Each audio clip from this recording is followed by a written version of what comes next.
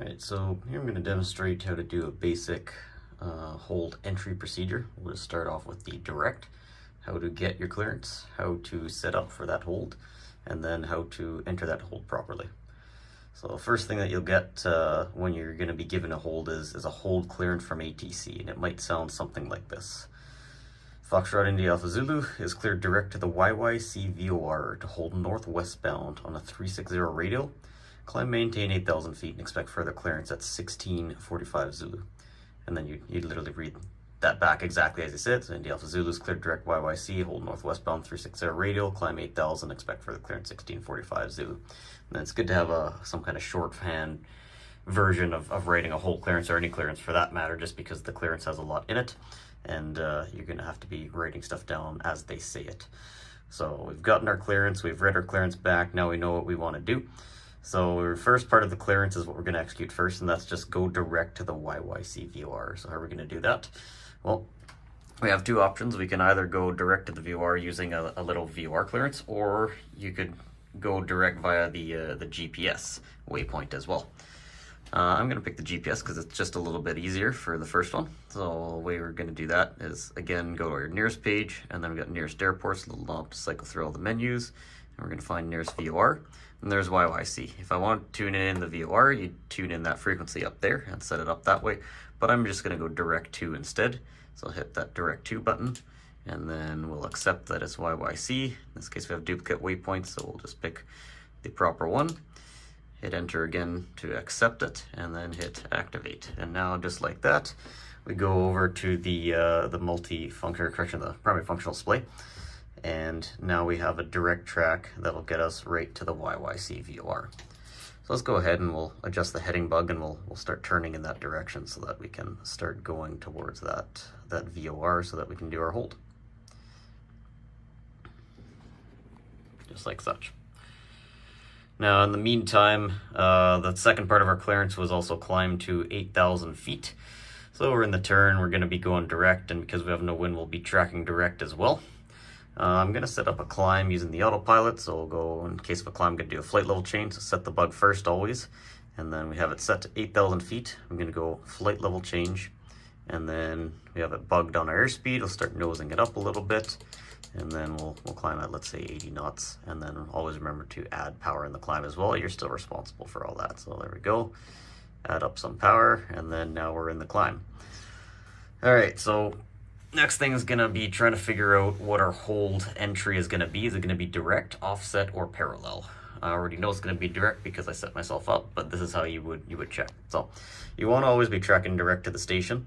And in order to figure out what kind of entry you're going to do, you might have to adjust the CDI a little bit. So what I'm going to do to help myself out is I'm going to go PFD, and I'm going to put a little bearing pointer. That bearing pointer is going to point to the GPS YYC track. And then now I can just track the head of the needle while I go and I do my other stuff. Different GPSs have different ways of doing this, or sometimes you use two GPSs to track this, but we have it all integrated, so I'm just going to use a bearing pointer for today. All right, so we're slowly going towards the Calgary VOR. We'll be there in probably about 3 minutes according to that screen up here on the GPS. So it's 3.5 minutes, so I got tons of time to kill. In order to take the GPS and turn it into a kind of VOR of sorts, right? GPSs don't really have an OBS, but they can have a simulate OBS feature. So there's a little OBS button down here that I have to click, and then now I've just turned it into basically like a VOR. So now I can go, if I didn't have the OBS, I'd be able to take this course and it wouldn't actually do anything. But as soon as I turn it into OBS, now I can set the CDI just like I would a VOR. So there we go, we're leveling at 8,000 and accelerating a little bit. Now I'll pull the power back. So always monitoring what's going on with the airplane and configuring accordingly. Okay, so I'm going to take the OBS and I'm going to set it to my inbound track. Now they cleared us to the 360 radial, which means the inbound track is going to be 180. Because we're flying inbound on a radial. Radials only go outbound, so you have to do the flip. Okay, so now we have it set up so that it shows what we're going to be flying once we've actually crossed the station. And now what I'm going to use is the pod method. So basically on the HSI, and you can draw this for any kind of standard, they didn't say all turns left, so it's basically you take that 30 degrees down or 30 degrees up, whichever one, and then you have a line across like such. got one line there, and then there's always a vertical line down like that. Now I could just keep this drawn on the HSI and that wouldn't be a problem, but this only works when you're going direct to the station. So then from there, we're going to put, this would be our parallel quadrant, this will be our offset, and this will be our direct quadrant, like such. And where the tail lies inside that is going to determine what kind of intercept that you do. So if it's in this bottom part in the direct, then we'll do a direct, which the tail is, so that's perfect once we've set it up to reflect what we're holding inbound. If it's up here, then we'd do offset, and it's over there, then we would do a parallel. But thankfully it's in the direct quadrant, so we're good to go. So next thing, now that you know what you're doing in terms of an entry, now you have a T-safe briefing. The first T actually stands for time, type, and turn, but honestly I just brief it as brief the first 3 turns, so we're going to go ahead and do that. And because it's a direct entry, the first 3 turns are actually really straightforward. So we're going to go, we'll cross the station, and as soon as we cross the station, right, it's very tempting to turn direct to the inbound, but remember we're crossing at the station, so we actually have to turn all the way right hand to your outbound, which is a very common mistake for a direct entry, is just turning inbound and then getting super confused, right? You're going to be crossing the station right on the station, and with any kind of hold, you know, once you're established in the hold, as soon as you get that flag flip and you cross the station, you're always turning outbound.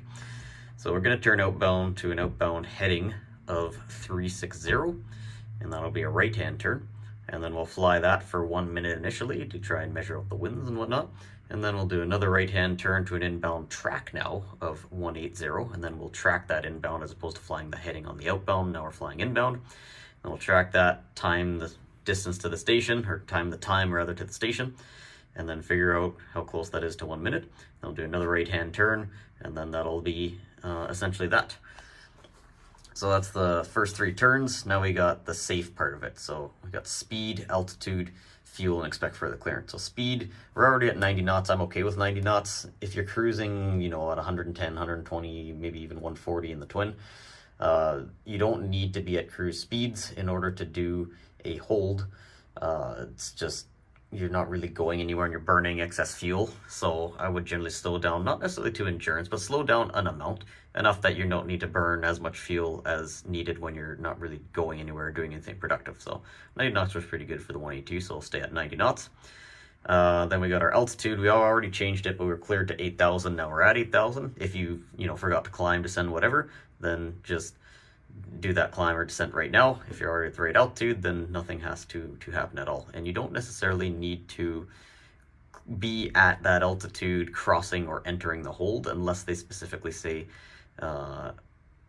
climb, maintain 8,000 before crossing the fix or something along those lines. But other than that, you might get a long clearance and a long descent in a shuttle climb, shuttle descent, in which case you just have to start the climb, but you don't have to necessarily finish the climb or descent by the time you cross the fix. But we're at 8,000, doesn't matter.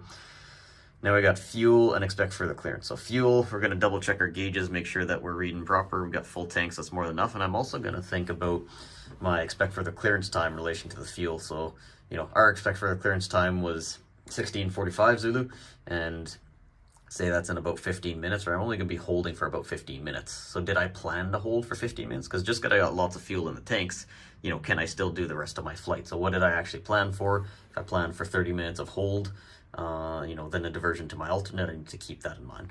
But in terms of today, if we plan for half an hour hold and we only have 15 minutes in the hold, then we're good to go. Okay, so now the only thing that's left to do is actually go and intercept the hold. So we're kind of just sitting here on our bearing pointer and we're just going direct to the station. And then at some point in time, that bearing pointer is going to flip 180 degrees because it's kind of making fun of an ADF, but we're also going to see the CDI start to center and potentially some kind of flag flip. And then you'll also see this little arriving at waypoint if you have the GPS part of it. So soon enough, we're almost at the waypoint. We're just going to wait for the flag flip in a better part of like 20 seconds or so.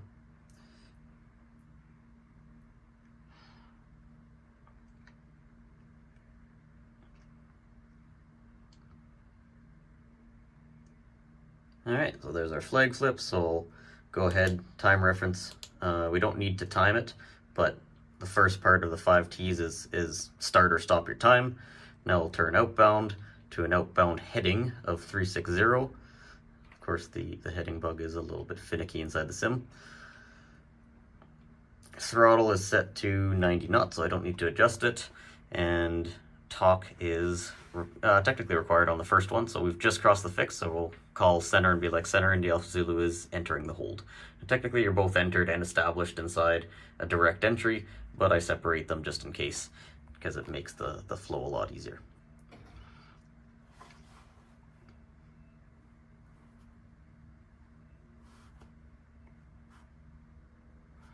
Now we didn't really need to start our time, but it's just good habit to like adjust the time whenever you kind of get established, but we don't need to time a turn. We will need to time this straight leg though.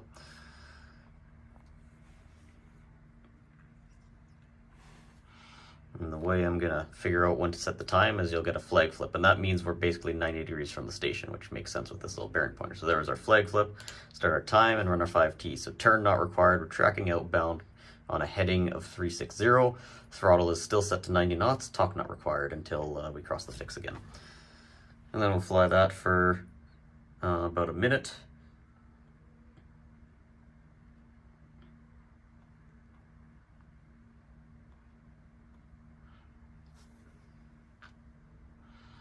And we'll say a minute's passed by now. So I'll stop my time, do another right-hand turn to an inbound track now of 180. Throttle is still set to 90 knots. Talk is not required.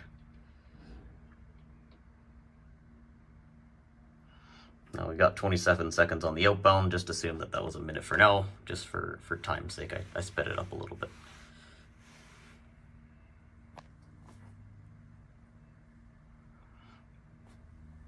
Alright, so we're about to cross the CDI right now, so that'll be my first start my time.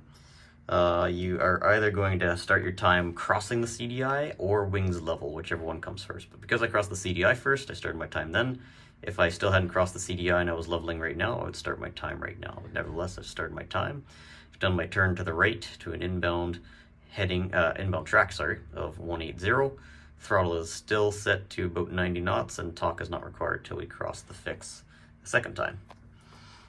And then we'll fly inbound until we get the flag flip.